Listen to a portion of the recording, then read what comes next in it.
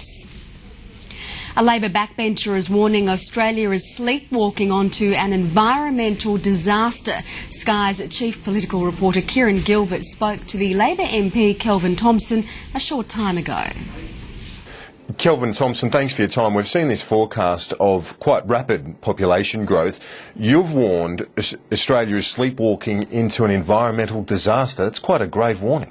I think we're in a very serious situation, Kieran. We've had tax reform, microeconomic reform, industrial relations reform.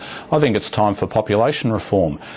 First, there's the impact of a 60% increase in our population on our native wildlife.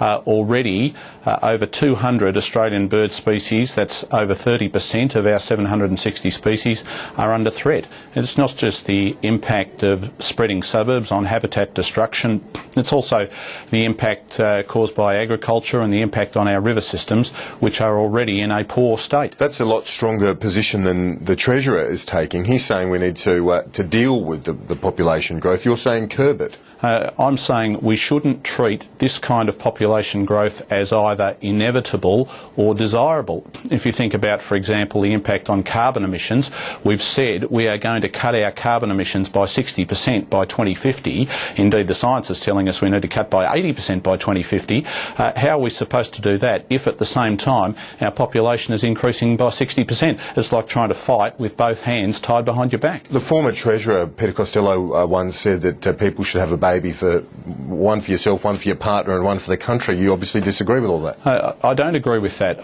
I think that expanding Australia's population by 60% over the next 40 years will make a mockery of our obligation to pass on a world to our children in as good a condition as the one our parents passed on to us. If you look at issues... How do you pay for the ageing population?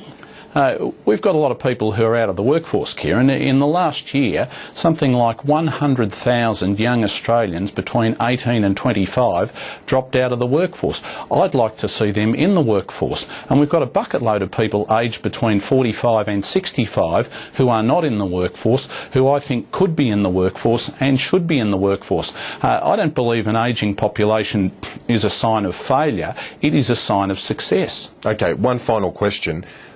How do you rein it in? Obviously, you just cut immigration.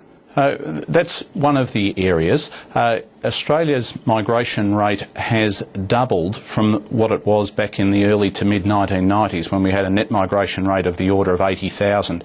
It is now of the order of 160, 170,000, and we've also had a skyrocketing of temporary entry permits. So those things have caused the Australian population to increase. Each time the projections come in, they are higher than the previous projections. Kelvin Thomson, appreciate your time. Good to talk with you.